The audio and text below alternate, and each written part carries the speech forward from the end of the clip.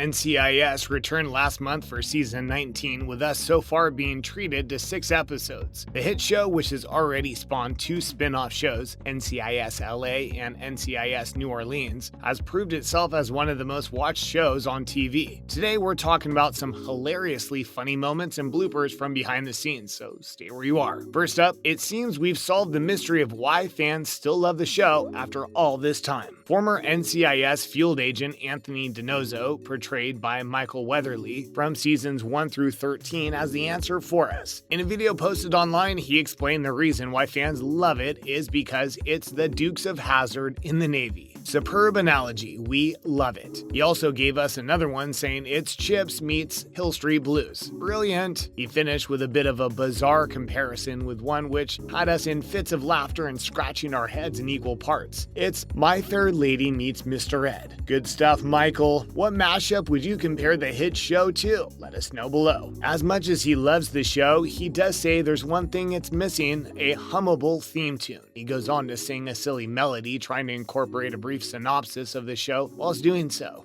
We love it. He also appears to be the show's funny guy, often being caught on camera doing silly things like coming to set dressed as Elvis or acting funny whilst being interviewed. When asked what he thinks about his character, he hilariously replies, "Ugh, that guy never knows his lines. Carries around these little cheat sheets," which he then shows the camera. Brilliant. Next, we took a look at a bit of a chronological blooper. In the NCIS Season 3 finale episode Hiatus Part 2, which aired in 2006, it's revealed that Gibbs joined NIS, changed the same year to NCIS, in 1992 following the death of his wife and daughter. However, in the JAG episode Ice Queen in 2003, he tells Lieutenant Commander Rab that he's been an agent for 19 years, which would mean he would have joined NIS in 1984.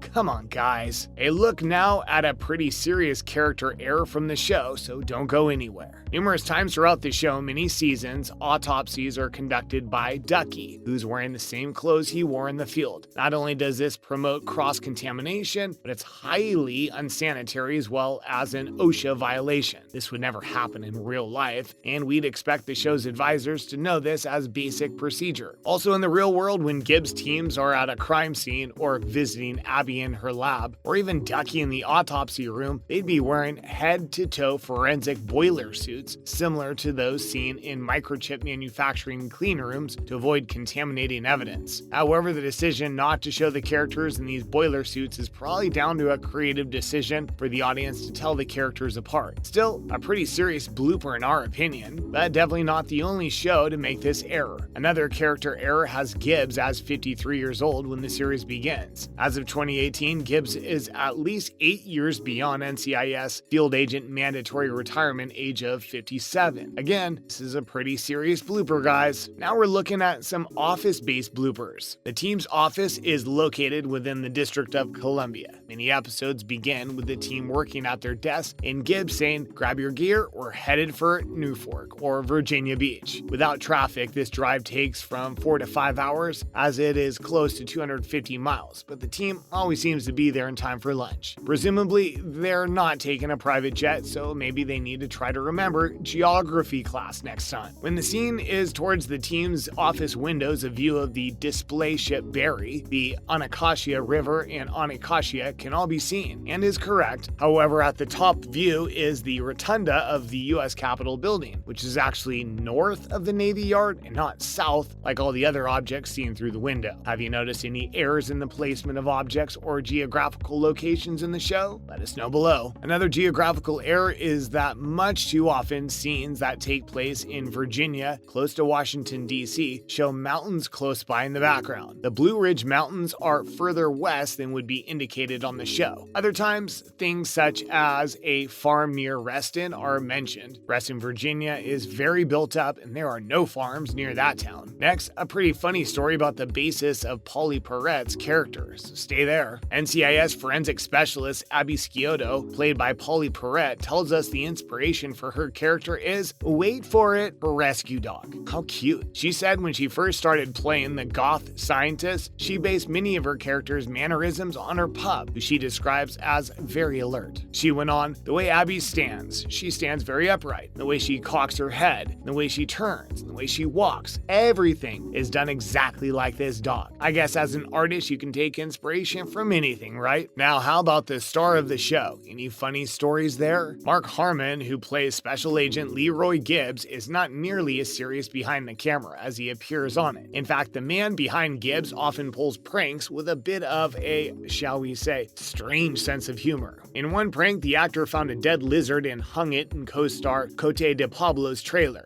with a note around its neck intended to be a suicide note, which said, "I couldn't take it anymore." Pretty gross. What's the worst prank someone's played on you, or that you've played on someone? Off screen, they actually have a pretty good-natured relationship. In one talk show they appeared on together, they're laughing at something when Harmon notices De Pablo's hand on his leg as they're in stitches. This makes them laugh even harder as Cote hadn't even noticed where her hand was. Funny. Time for another fact blooper, so stay where you are. When analyzing shell casings, there's more than one reference about the fact that it could be either a Glock or a Beretta. The difference would be super apparent to an experienced observer. With a Glock, the firing pin leaves on the primer a distinctive rectangular mark plus. In many cases, the extraction leaves a mark near the mouth of the case. The difference with the Beretta is they leave just a small mark on the primer left by the percussion pin. There is no way you can mistake a Glock and a Beretta spent casing fired from either pistol. A character with the training these guys possess would know that straight away. Maybe time to change up your weapons, advisors guys. Also, whenever a handgun's fired, the muzzle remains level and steady. Even in the hands of the most experienced shooter, there is recoil and slight muzzle rise or bounce, especially when firing multiple shots in quick succession. This never happens to the agents. Maybe they're just that good. What do you think? Stay tuned for a bat blooper. Yes, you heard us. In another episode of NCIS, the team discusses the difference between ash and maple bats, explaining that ash, while more popular, tends to explode rather than just make a clean break like maple bats. In reality, it's the maple bats that explode, while ash bats make clean breaks. Ever heard of the internet, guys? It's this cool thing where you can fact check loads of different things. Now, some administrative and procedural errors in the show, so stay tuned. The character of LTC Hollis Mann is often shown participating in and supervising investigations. In the U.S. Army Criminal Investigation Command, investigative jobs are performed by CID special agents selected from enlisted applicants. Commissioned officers perform only administrative command functions and are not trained as investigators. Even though they should be sending a large contingent of NCIS agents, police, and/or federal agents to many emergencies, many times it's just Gibbs and his team confronting dangerous criminals and are often outgunned by the bad guys who have automatic weapons. And finally, some continuity errors, so don't go anywhere. After showing a very large back tattoo of a cross while she's changing clothes in front of McGee, various other outfits of our favorite scientist Abby have in succeeding instances revealed her to not have said tattoo. Awkward. Between 2003 and 2005, NCIS and JAG had different secretaries of the Navy, even though the two shows exist within the same universe. Come on, guys, this one's easy. In episode 14 of season 9, The Life Before His Eyes, it's indicated that Gibbs' mother left because she couldn't stay faithful to Gibbs' father. In episode 5 of season 10, The Namesake, it said that she committed suicide after finding out she had cancer. What other errors or bloopers have you noticed in the show? Let us know below. And as always, give us any other thoughts or opinions you have. And remember to tune in next time.